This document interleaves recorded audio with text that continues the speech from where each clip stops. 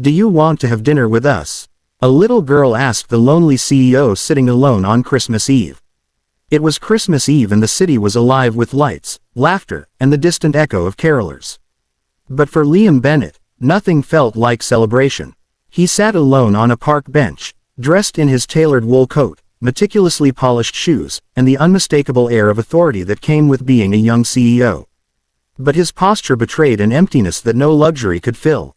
Around him, people hurried by with shopping bags and hot cocoa, their breath visible in the crisp winter air. He had declined his family's lavish holiday party months ago, opting instead for solitude. Already weary of the hollow pleasantries and forced social niceties that had always accompanied wealth, he only wanted silence, a break from expectations. And yet his solitude felt like punishment. He closed his eyes and listened to the world carry on without him. Convinced that this year, like so many before, would pass without meaning. Then through the swirl of snowflakes, he heard soft feet approaching, tiny against the pavement. He opened his eyes to find a little girl standing before him, about 3 years old, with tousled golden curls peeking from a worn red coat, and bright blue eyes that seemed too full of hope for this world. She clutched a small paper bag, slightly crumpled, like a treasure. He opened his mouth to speak before she did. "Sir, do you want to have Christmas Eve dinner with me and my mommy?" she asked, her voice so clear and earnest that it cut through Liam's numbness like a bell. Her question was disarming in its innocence, presenting a genuine offer where he expected none.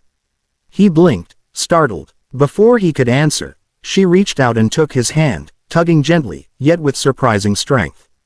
It happened so quickly that he didn't have time to refuse. Which part of him let her pull him to his feet like a child dragging a guest home for Christmas dinner? He did not know. He found himself standing, the cold biting at his cheeks, his suit trousers brushing fresh snow. Yet he felt warmer than he had in months.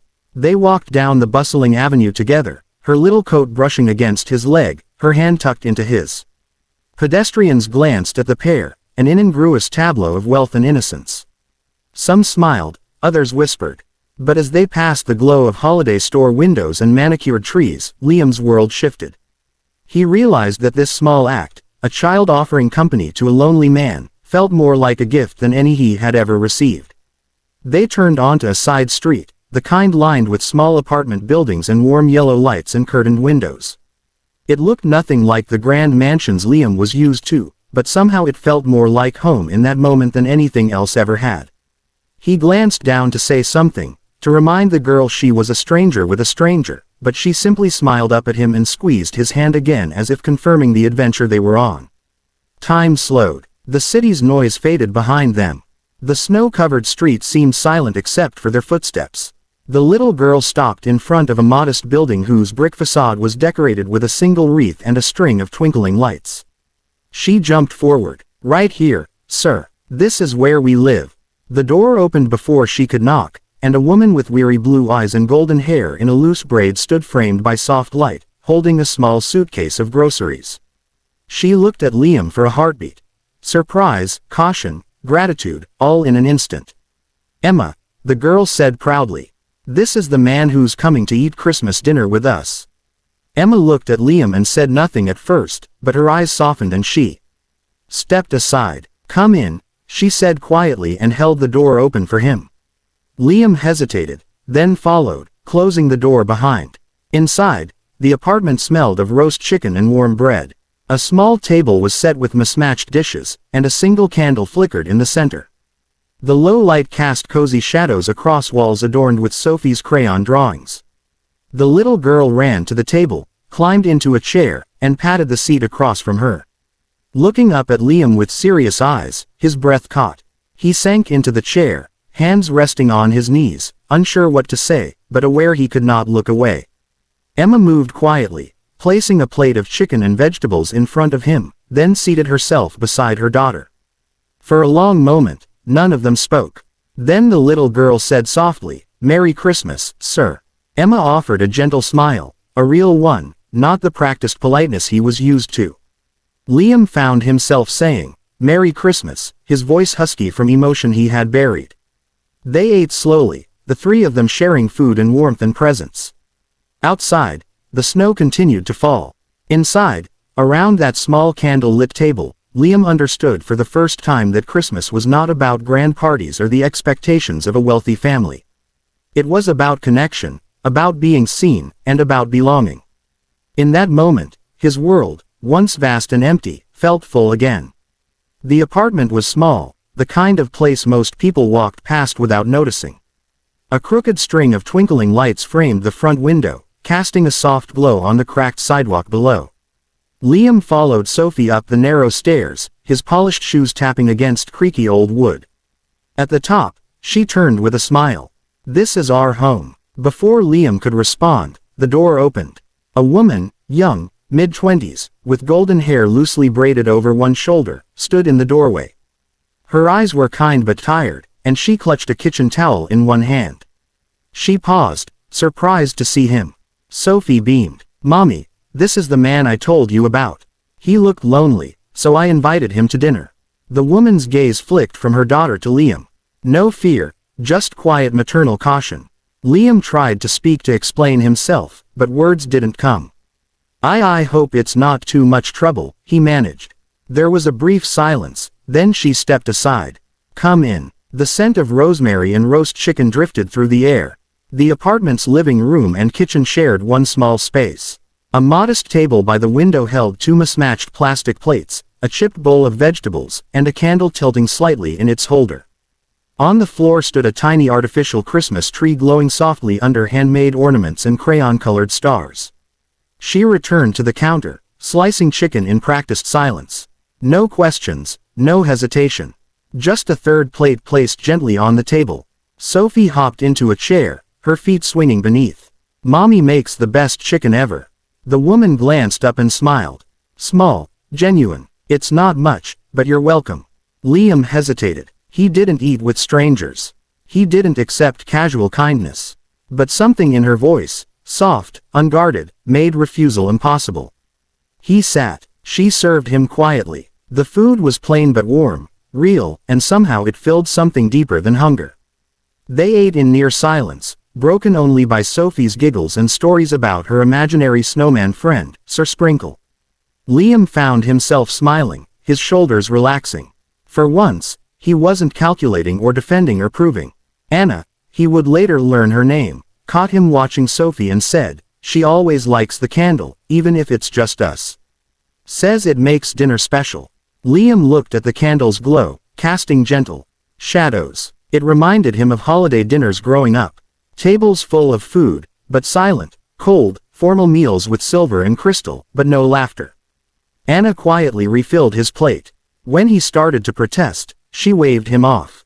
"You look like someone who hasn't had a proper meal in a while," she said kindly. Liam said nothing. She was right, but not the way she thought, because for the first time in years, he realized it wasn't food he had been hungry for. It was this, a small table, a warm plate. Two people who weren't asking for anything in return. As he sat in that modest kitchen, a man of wealth and influence among crayon drawings and paper stars, Liam felt something settle inside him, something that had long been drifting, unsure where it belonged. And when Sophie leaned against her mother and looked up at him with sleepy eyes and a quiet smile, like he had always been meant to sit at that table, Liam felt something unfamiliar rise in his chest. Hope. After dinner, the dishes were cleared in quiet collaboration. Liam offered to help, but Anna only smiled, shaking her head gently. "You're the guest tonight," she said, stacking the plates carefully in the tiny sink. Sophie had fallen asleep on the couch, curled up beneath a fleece blanket, her cheeks still flushed from excitement and cake. The apartment felt even smaller now, but cozier. Outside the window, snow fell in lazy spirals, painting the city in silence. Liam sat back down at the table, his suit jacket folded over the back of the chair, his hands resting idly in front of him. He did not want to leave yet, not because he owed them anything, but because something here made it hard to walk away. Anna finished rinsing the last plate, wiped her hands, and joined him again. She poured 2 mugs of tea, cheap, overly floral, but Liam welcomed the warmth. "She's a good kid," he said softly, nodding toward the sleeping Sophie. "She's everything," Anna replied, her voice quieter now. There was a pause. Then Liam asked, "How long have you been on your own?" Anna looked down at her cup, tracing the rim with her finger. Since I was 21. Liam waited. I was in college, she said. Studying education. Wanted to teach literature, maybe run a classroom with paper stars on the ceiling. I met someone older, charming, said all the right things, and I believed him. He heard the unspoken words in her tone, believed him, got pregnant, was left behind. My parents weren't thrilled, she continued. They said I was throwing my life away. When I said I was keeping the baby, they said they couldn't support my decision. I moved out 2 days later. She took a sip of tea, her gaze fixed on nothing in particular. I waited for him to come back. He never did. You raised her on your own? Liam asked. Anna nodded. I've waitressed, cleaned houses, answered phones, whatever pays the bills, but I never regretted Sophie. There was no bitterness in her voice, no anger, just tired honesty and the resilience of someone who had no choice but to keep going. Liam stared at her, quiet. Her story was nothing like his, yet somehow it resonated. You ever get angry? He asked, surprising himself with the softness in his voice. At life, at them, at his gaze. Of course, but I learned something early. Anger eats more than it feeds. It doesn't fix what's broken. Then, with the faintest smile, there's no point blaming the weather. You just find a better coat. He let out a breath that was almost a laugh. Then he said, my family's rich, like private jets, gala dinners, legacy neon buildings, rich, but my mother hasn't hugged me since I was 10. My father sees me as a failure because I didn't take over his empire. I started my own company when I was 18 and didn't speak to them for 3 years. Anna didn't respond immediately. She listened, really listened. And when he finished, she reached across the table and gently placed her hand over his. Maybe they love you, she said. They just never learned how to show it. Liam's eyes searched hers. There was no pity in them, only warmth, and a quiet kind of understanding that unraveled something deep inside him. He nodded once. For years, he had hidden that wound beneath layers of success and control. And now, here it was, seen and soothed, not with solutions, but with compassion. In a tiny kitchen lit by the last flickers of a candle, Liam felt the world shift again, not in grand gestures, but in a woman's calm voice, a cup of tea, and a hand that said, you are not alone. And somehow that was enough. The days that followed were quieter, slower, and strangely warm, despite the biting winter air. Liam began stopping by more often, not out of obligation, and certainly not out of curiosity anymore. Something had shifted in him that night over tea and candlelight, and now the small apartment with the mismatched plates and the paper Christmas tree felt like the one place in the city where he could breathe. Sometimes he brought small things. A box of pastries from a bakery downtown, a children's book Sophie might like. One afternoon he noticed the kitchen light flickering and returned the next day with a new bulb and a step stool, insisting on fixing it himself. Anna always thanked him. He always waved it off. I'm not doing this to be polite, he said once after helping her carry a box of laundry up the stairs. I'm doing this because I want to. Anna smiled, her eyes softening. Their conversations grew longer, easier. Sometimes they'd talk while Sophie played nearby, building towers out of cereal boxes or drawing Liam in crayon with a comically large nose. Other times, Liam would help Sophie with her puzzles while Anna prepared dinner, and the three of them would eat together like it had always been that way. One late afternoon, snow began to fall heavily. Liam called to say he would stop by just to bring a few things he thought Sophie might like. He arrived at their door with a small paper bag and a familiar glint in his eyes. Anna opened the door surprised. You're going to catch a cold walking around in this weather. Liam smiled. Worth it. He stepped inside, pulled something carefully wrapped in tissue paper from the bag, and handed it to her. What's this? She asked, unwrapping the soft fabric slowly. It was a scarf, a cream-colored knit with delicate stitching, thick, warm, elegant, and clearly hand-chosen. She froze. This looks like... She trailed off. Liam nodded. You mentioned it once when you were folding clothes. Said you lost one just like it on the subway a few years ago. You looked sad for a second, then laughed and said it was silly to miss a scarf. Anna stared at the scarf, then at him. Her throat tightened. You remembered that. He didn't look away. I don't remember much these days. Most people talk and I forget what they said 2 minutes later. But I remembered that. He stepped closer, his voice softer now. You're the first person I've wanted to remember. Anna blinked quickly, her hands tightening slightly around the scarf. She opened her mouth to say something, but no words came.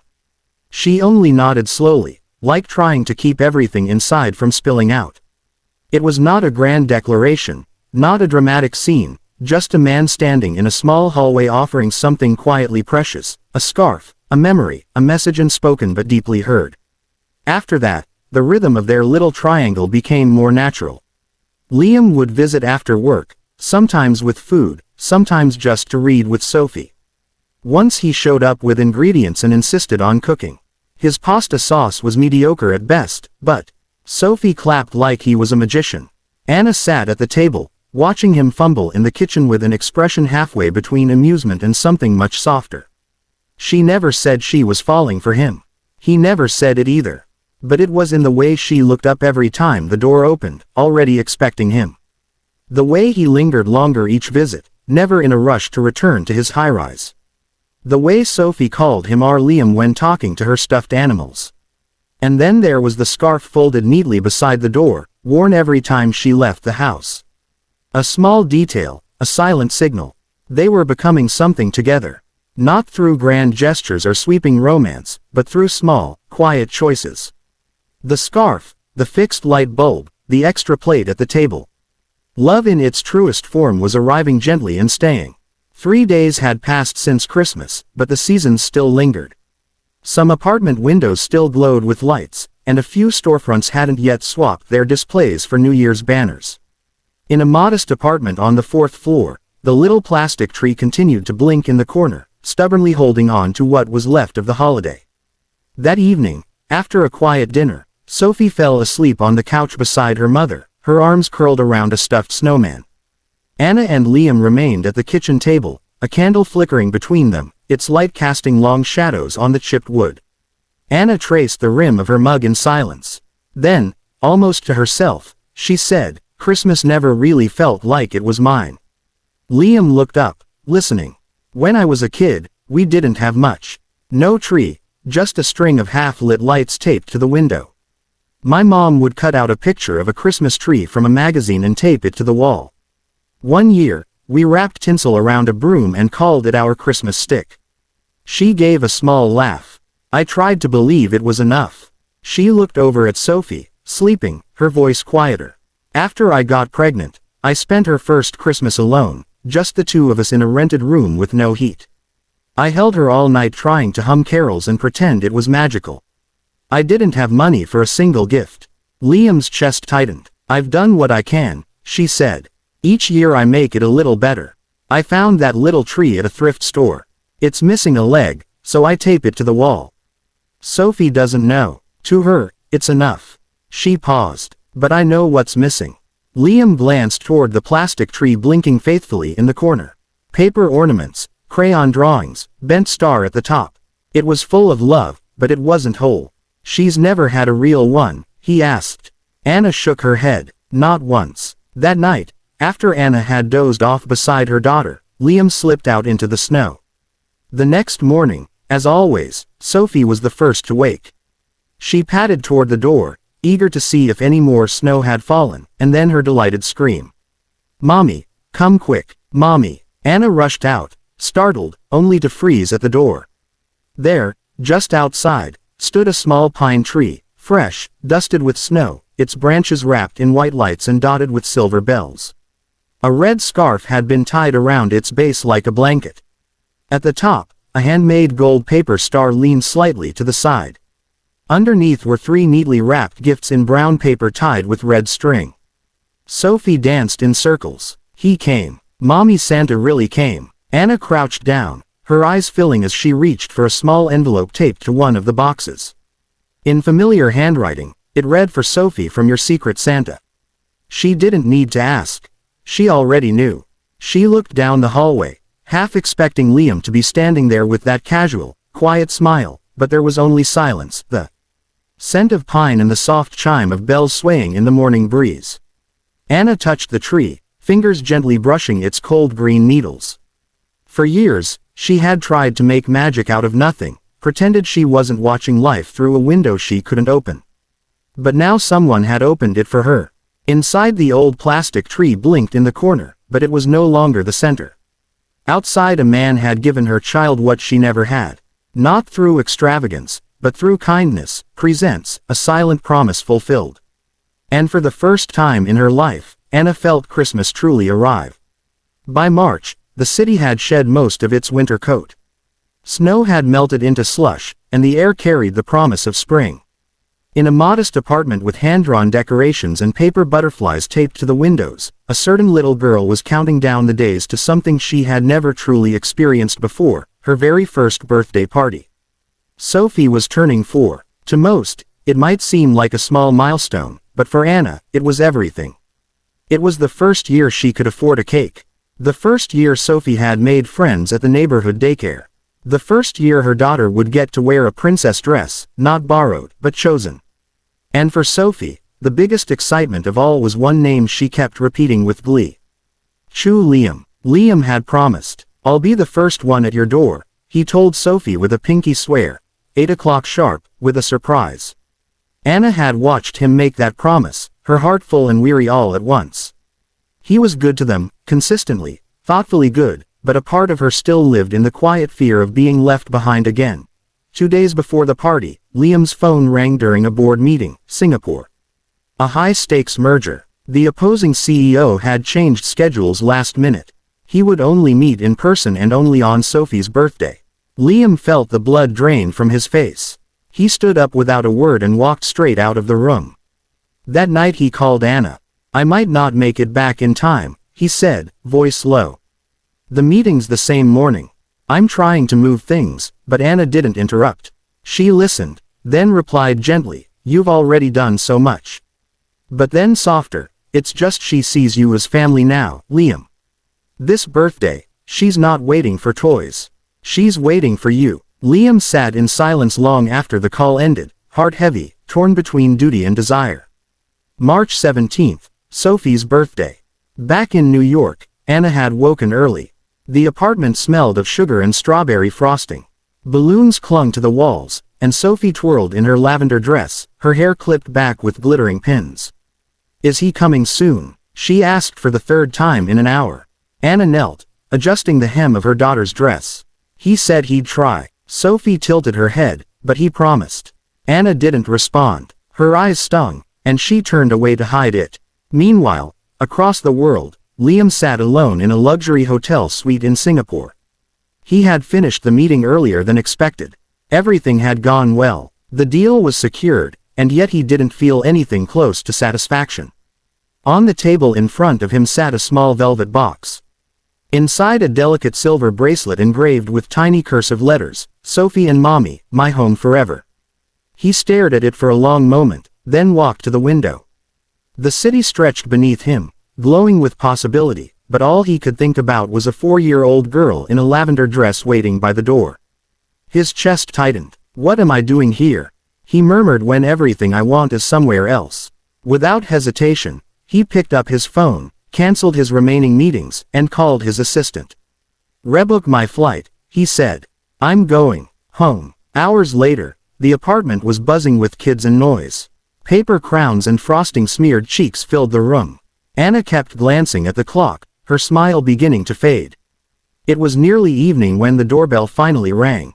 Anna opened it to find Liam standing there, wind blown, out of breath, and holding the velvet box in his hand. Sophie spotted him from across the room and screamed with joy. "You came," she shouted, launching herself into his arms. "I promised," he whispered, hugging her tightly. Anna watched them from the doorway, eyes glistening. He looked at her and smiled, quietly, placing the box in her hand. She opened it, her fingers trembled. Liam leaned close, his voice gentle. "I missed the cake, but I made it to what matters." And just like that, the day became perfect. Not because of the cake or the gifts or the party, but because a promise had been kept, and two hearts that had never truly believed in constancy finally did. The sun had begun its slow descent by the time Liam reached the familiar doorstep. He stood there for a moment, staring at the door he had come to know so well. In his hand was a small gift box wrapped simply with a navy blue ribbon. He had not called ahead. He had not sent a message. Something in him needed this to be real. Not scheduled, not arranged, just him arriving because he wanted to be there. He took a breath and knocked softly. Inside the apartment, Sophie was sitting cross-legged on the living room rug, her toy kitchen set spread around her in cheerful chaos. She looked up at the sound of the knock, froze for a beat, and then shrieked with joy. "Mommy, it's him. It's Liam." She bolted to the door just as Anna stepped into the hallway, wiping her hands on a kitchen towel. Her eyes widened as the door opened and Liam stood there, wine-tussled and quietly smiling. "Uncle Liam's back," Sophie yelled, running back into the apartment. "Mommy, the table has 3 chairs again. I can cut the cake now." Anna's expression softened, touched by surprise and something deeper. Liam stepped inside, removed his coat, and looked down for a moment. Then he placed the box gently on the small kitchen table. "I'm sorry," he said, his voice low but steady, "for nearly missing it, for not always knowing where I belong." He looked up and met her eyes. "But if there's still space here, I'd like to sit at this table again and not miss another birthday." Anna didn't speak right away. The room was filled with the hum of the heater, the soft clink of Sophie's plastic teacups. The scent of leftover frosting lingered in the air. Then, quietly, Anna stepped forward. Her eyes glistened, but she smiled. "Soft, sure, steady. There's always space for you here," she said. "Your seat's never been taken." That evening, the 3 of them sat down at the table. No cake ceremony, no party hats, just a warm dinner Anna had reheated and a sense of peace that wrapped around them like a worn, beloved blanket. Sophie chattered non-stop about the day, about her friends, about the crown that kept falling off her head during the song. Liam listened, laughing softly, refilling her juice like it was the most important job in the world. Anna watched them both, her heart fuller than she could express. After dinner, as Sophie dozed off against Liam's shoulder on the couch, Anna brought him a cup of tea. They sat in the quiet, their words no longer necessary. Liam looked at the little girl nestled against him, then at Anna, who was watching her daughter with a calm, contented gaze. He thought of all the dinners he had skipped in high-rising restaurants, the holidays spent with strangers in suits, the deals that had consumed his time. And then he looked at this moment, soft, real, quiet, and something clicked inside him. This was home, not because he owned it, not because he had earned it, but because he was wanted here. Because 2 people, one who didn't understand anything beyond the joy of cake and hugs, and one who had been quietly carrying the weight of the world, had let him in. He didn't need permission. He didn't need to prove anything anymore. This was his seat, and the table was no longer empty. 1 year later, everything felt different. Not because Liam Bennett had stepped back from the boardroom, or because his company had broken records. Not because Anna had begun teaching music part-time at the local community center. Not even because Sophie now ran through their rooms like a living spark. It was because they were together. After months of shared meals, bedtime stories, quiet walks, and noisy pancake mornings, Liam, Anna, and Sophie moved in together. Not into a penthouse, but into a cozy sunlit apartment with creaky floors and windows that let in golden afternoon light. In the corner stood a tall Christmas tree decorated in gold and white with crooked paper stars made by Sophie dangling near the bottom. Liam often stood before it with coffee in hand.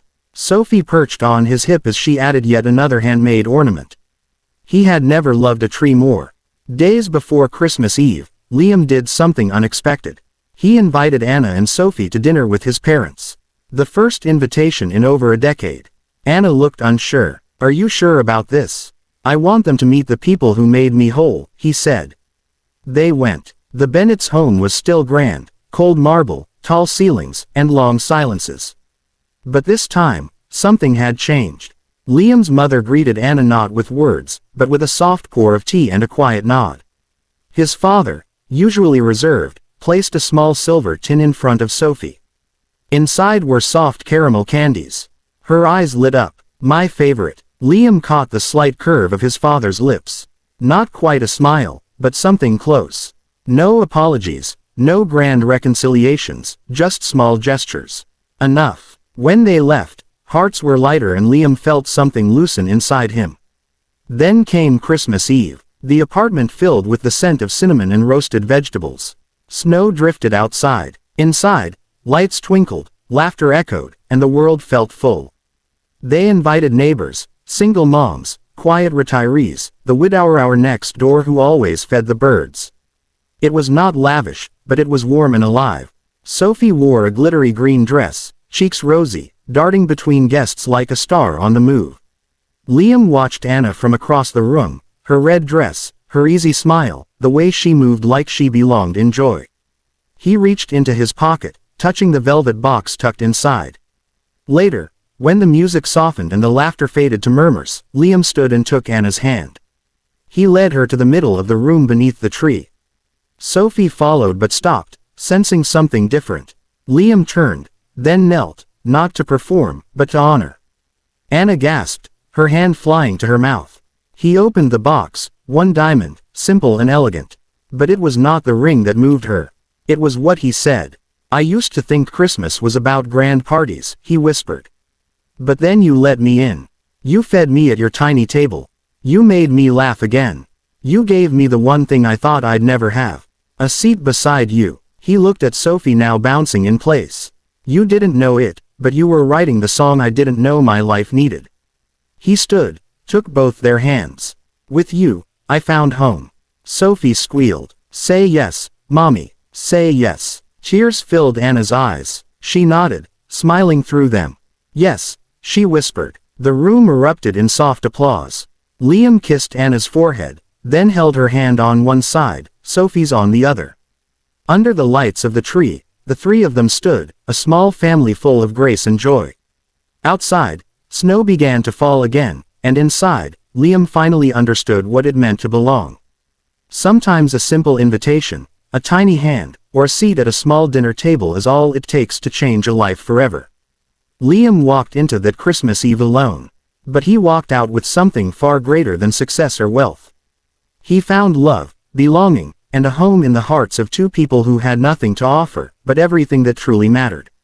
At Soul-Stirring Stories, we believe that the quietest moments often carry the loudest truths, that kindness heals, and that love when given freely always finds its way home. If this story touched your heart, we invite you to subscribe, like, and share this video.